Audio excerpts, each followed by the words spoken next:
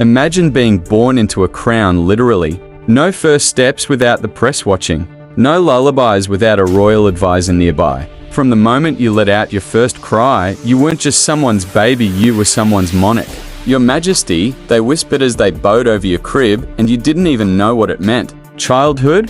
That was something other people had. While other kids played in the mud and scraped their knees, you were fitted for miniature robes and taught to hold court with a straight back and a sharper tongue.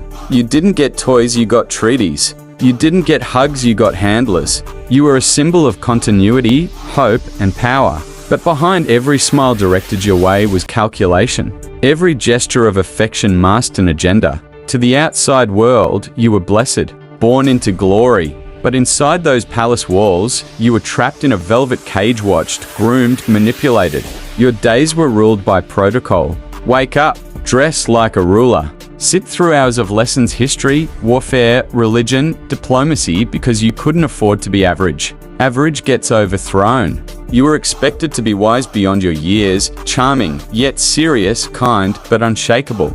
Every word you spoke could shift alliances. Every frown could rattle the court. Your childhood was sacrificed to keep the kingdom steady. Your bedtime stories were tales of betrayal, rebellion, and rulers who trusted the wrong people and didn't live to regret it. They weren't warning you, they were preparing you. At every banquet, every public event, you smiled on cue. But behind the smile, you were reading the room. Who was watching too closely? Who avoided your gaze? You learned to recognize threats not by swords, but by silence. The nobles around you were polished on the outside and poisonous on the inside. Some wanted to control you, others wanted to replace you.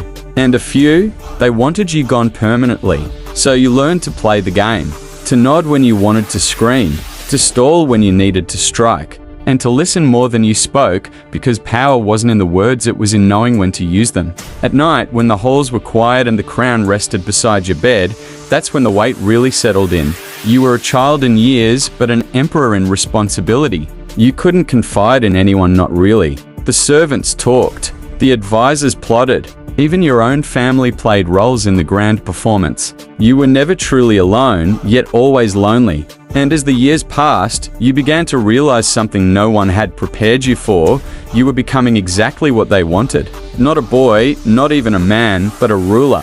Hardened, brilliant, and untouchable. To be born a child king isn't to be born lucky, it's to be born into battle before you've even learned how to walk. It's power at a cost, glory with chains. In a world where one wrong look can mean your downfall, you learn the one lesson no child should have to: trust no one.